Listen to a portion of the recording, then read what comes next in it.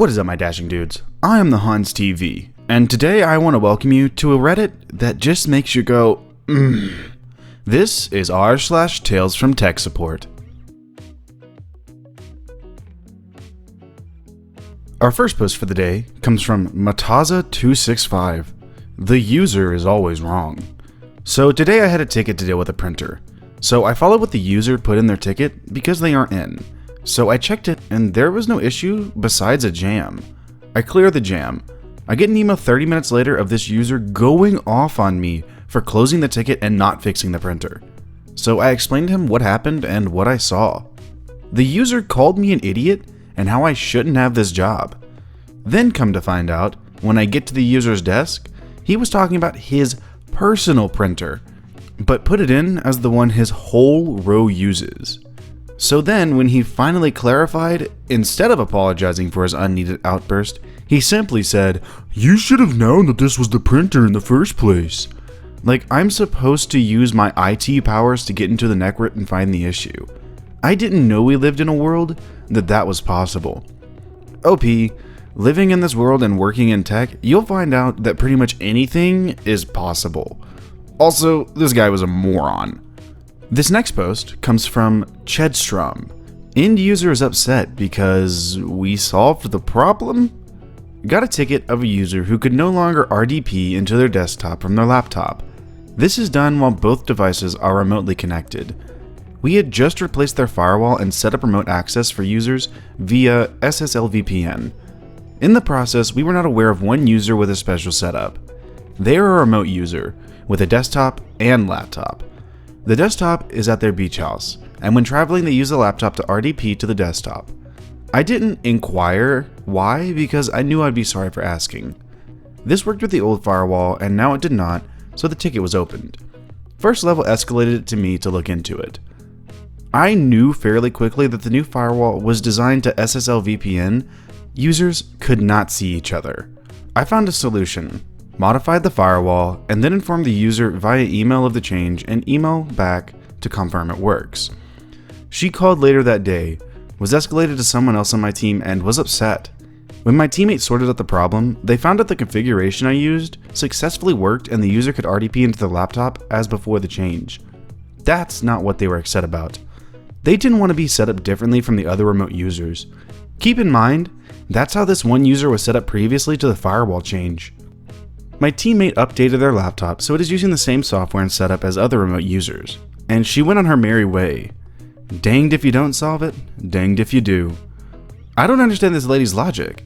Like, she was special before, like she had a special setup before the firewall, but now she doesn't want to be different. But you would just be going back to the same way you were doing it before. Our next post comes from NinjaJeff. Did you refuse to help this user because you were busy playing on your computer? A post in sysadmin reminded me of this brief interaction. It's pretty short, but here's a bit of backstory. We had been having issues with DCO2 using 50 to 100% of CPU in hour-long bursts with nothing showing usage than the DNS server service, 2012 R2 domain, and with the OS kernel being associated in the process. We turn off the DNS server service and everything would be fine. Troubleshoot it for a few days before giving up and saying, screw it, I'll deploy a new DC and demote DCO2. DCO2 was also the file saver. This was done before my time, for a number of senior folks who had had their documents mapped there so they could have backups without thinking about it, and they were complaining that their documents wouldn't open. So I was in the middle of deploying the new DCO3 and making sure all replicating properly when I hear knock knock knock on my office door. What the heck? Is there a gorilla out there? So, come in, I call out, and in walks the user. The user has a very important presentation in an hour and couldn't figure out the projector in the space she was using. I tell her to plug the blue cable into that port there, pointing at the HDMI port on our laptop. Do XYZ and message me if she was still having issues as I was busy with something. Of course, being IT, busy meant, can you mean you're just sitting there playing on your computer? As fast as they're concerned. So after the user's blank stare finished and they realized they'd have to touch the scary cables on their own, they walked away. Half an hour later, I was at a good stopping point Everything with DCO3 was running great. Replication was good, so I went home, with nary a word from the user. Next morning, I get a call from my boss. Yo, did you refuse to help this user because you were busy playing on your computer? When have I ever refused to help someone? Oh, that person. And I tell him the story. Apparently, the user told their boss, whom I've had issues with in the past over this kind of thing, that I refused to help her, and that I was rude about it. My boss calls his boss, who he heard the complaint from, and tells him the story. 10 minutes later, I get a call. Yo, you're good. Boss man called the user an idiot and hung up. I guess it helped that the boss's boss was one of the people who was complaining about their files not opening up. I can just imagine this docket, like this complaint. I went to his office and he was sitting there fiddling with his computer, getting the files up that y'all are needing, but he helped me, and I'm just gonna say he didn't, because f*** him. This next post comes from Tena Browsed. For fact's sake. First, the obligatory backstory. I work for a company that provides a wide variety of print and copy solutions for businesses.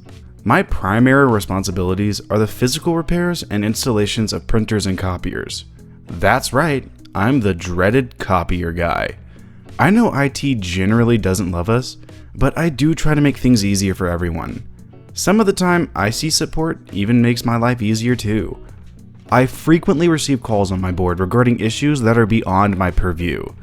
The last few weeks, I've received dozens of repair calls for machines regarding fax issues.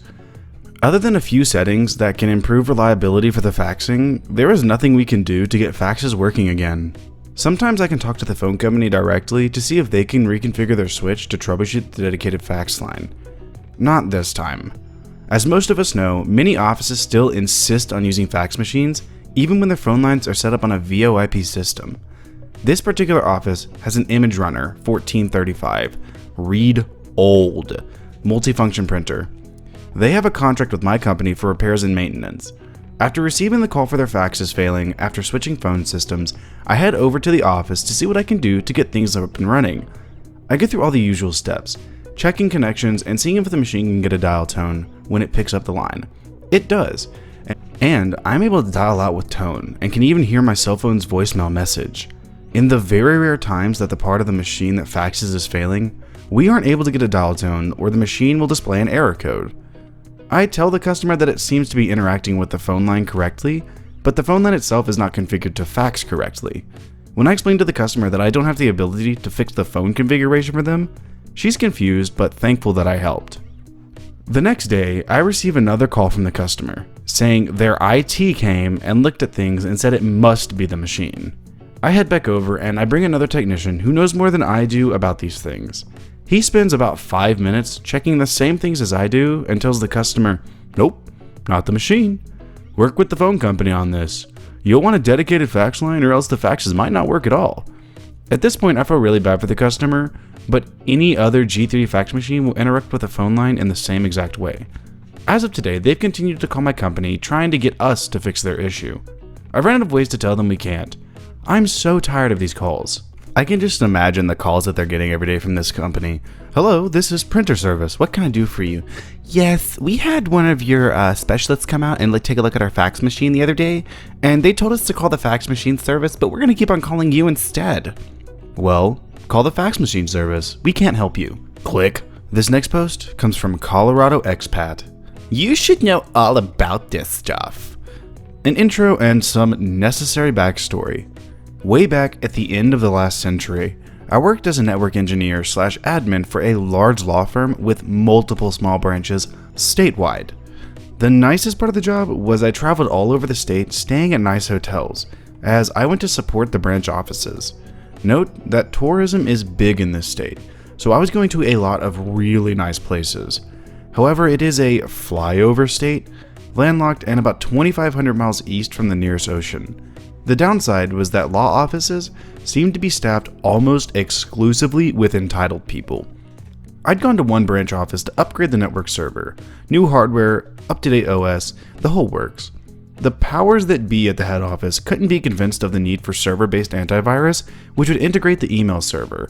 Instead, They used the least expensive software they could find and used standalone installations on the individual computers.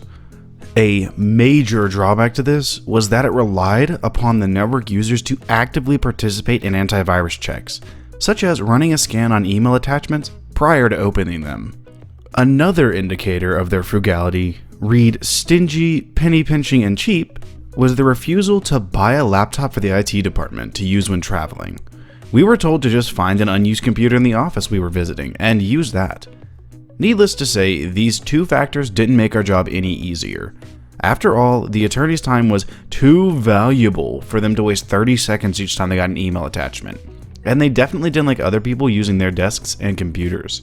As an added nuisance, it seemed that each branch office had their own directory structure, which couldn't be changed, because that's what everyone's used to. Now, to my visit. I arrived as they opened the office in the morning, and was directed to use a computer belonging to an attorney who would be in court all morning. Finding out that their computer was riddled with macro viruses wiped out my plan for the day, and I started in to clean them out. By noon, I'd made good progress, but it had been steamed trying to ensure that all of their Office, Word, and Excel templates were clean. Due to the directory structure, I had to go through everything to ensure that I hadn't missed anything. About this time, the attorney whose computer I was using returned. Apparently her morning hadn't gone well, and she wasn't very happy to find me using her computer. The ensuing conversation went along these lines. "You need to get off my computer right now. I have work to do. What are you doing here anyway?" In the classic aggrieved Karen tone of voice. "Well, I'm in the middle of cleaning out all the virus-infected files on the network, and it's taking longer than I expected. It's something that has to be done though. It's taken me longer since I have to hunt down all of the Office templates that are likely infected." "I don't have time to waste waiting for you to figure it out. You should know all about that stuff anyway. You're the computer guy." Actually, I'm the network guy, and not the subject matter expert on Office, which is why it's taking me longer to locate all the Office templates used here. I'm here to set up the new server, and found this virus problem that's been taking up all my time. In an even more aggrieved and snotty tone. "That makes no difference. You're the computer guy, and you should know all about all of this stuff." By this time I'd had enough and replied, "Let me give you an analogy. You are a criminal defense attorney in landlocked state. By your logic, you should also be an expert in international maritime salvage law, right?" She didn't like my analogy. In the comments of this story, Dad Taxi posted one that I just had to see. Used to work for an international airline, and had a similar problem with prima donnas. Cough, senior captains, cough. So one of them had a laptop fail on a mandated over-the-network update, which caused the OS to do a hard crash. No problem, cause user data is kept on a separate partition, and so we just need to carry out an automated rebuild of the OS and programs to find his individual config. 1 to 2 hours max. Well, that wasn't good enough for, "I have important work. I need a laptop now. You should have spares available for this exact problem. Neep neep. Why won't you do that?" No amount of explanation sufficed that those spare laptops would need the exact same amount of time in order to build his programs and configuration, but then even more time to retrieve his data, so I also tried an analogy. You were due to fly out and the plane engineer says that there's a small problem and will need an hour to fix. Would the airline pull a spare plane out of the hangar, offload all of your cargo, your passengers and luggage, load them onto the other plane, refuel and refile your revisited flight plan, all for an hour's delay? Both he and I knew that it would take much longer than that. Yeah, that got me a formal complaint about refusing to meet his expectations and talking irrelevancies. What is irrelevant about that analogy? That's like a perfect analogy for that. That is the analogous analogy that analogizes. Anyway, my dashing dudes, that's going to do it for our first episode of r/Tales from Tech Support. I absolutely love and hate this subreddit at the same time. And if you liked it, like this video so I know to keep on pushing out more of these. But with that being said, I will see you in the next video.